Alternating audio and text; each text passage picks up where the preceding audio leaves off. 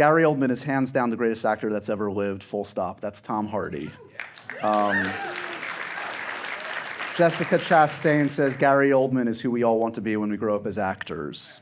Daniel Radcliffe, he's one of the most brilliant, generous actors I've ever worked with. I was terrified to work with him, and he turned out to be the kindest person on that set. Colin Farrell told me this, actually. Gary Oldman meant everything to me as a young actor. I don't think I'd have pursued the career the way I did without watching him in Sid and Nancy and State of Grace.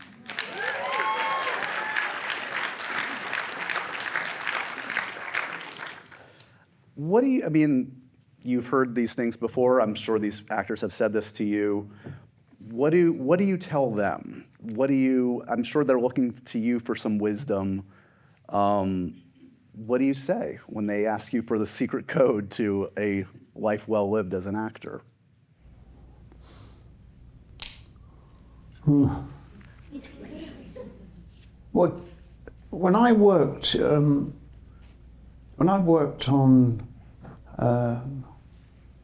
that's Tinker Tailor Soldier Spy, one of my heroes was John Hurt, and I'd been there, and I watched John for many years, and I met John on the set, and I remember it very, very vividly. He was outside in a car park outside the trailer having a chat with someone, and I remember the car coming around, pulling into the car park, and I could see him from the window, from the car window, and I thought, oh, like I got sort of like fanboy.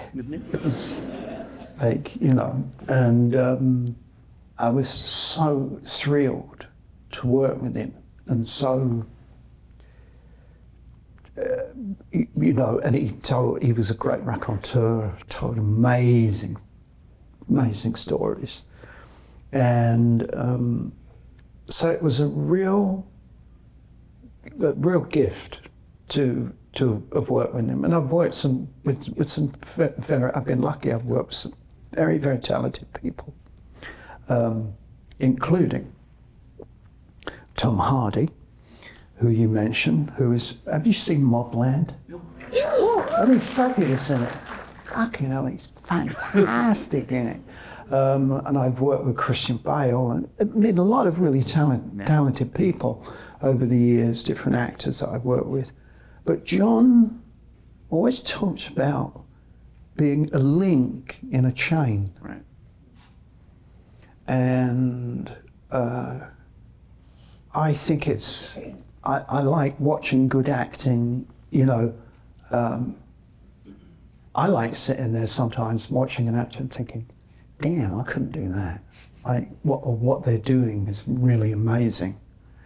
And it's a younger generation of people that come along, and in a way, it's like what John says, you're just the link in the chain. I'm standing on the shoulders of people that went before me that I admire, and were heroes of mine. It is flattering and beautiful to hear that, and to inspire in a way the next generation of people that are coming through. The secret to it is there is none. I think luck plays a huge part.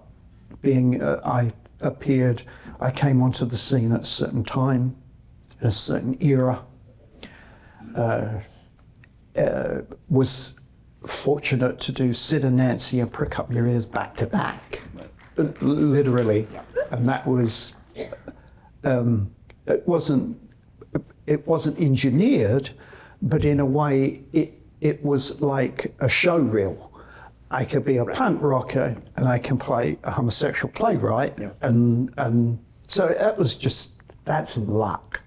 And that was it's meeting the moment. Let's be fair. It's also But then you have the opportunity, and it's grasping the opportunity. Right. When the opportunity comes along, then you have to give it your full commitment. But those people you mentioned are successful. But I often say to acting students or people that want to sort of get into it,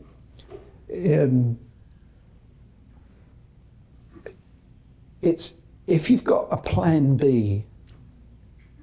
Yeah. You've got to really want to. It's got to be in your DNA. It's got to be in your cells. Because I've been luckier than most, but I've had those periods where I've auditioned and get something, you get rejected, and you've got to have a tough skin. You've got to be able to just pick yourself up, dust yourself off, have some faith that you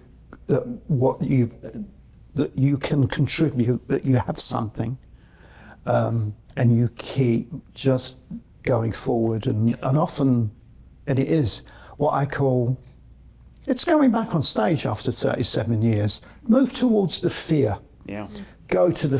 You've got to go to those. That otherwise it'll suffocate you. You've got to go out on the wire.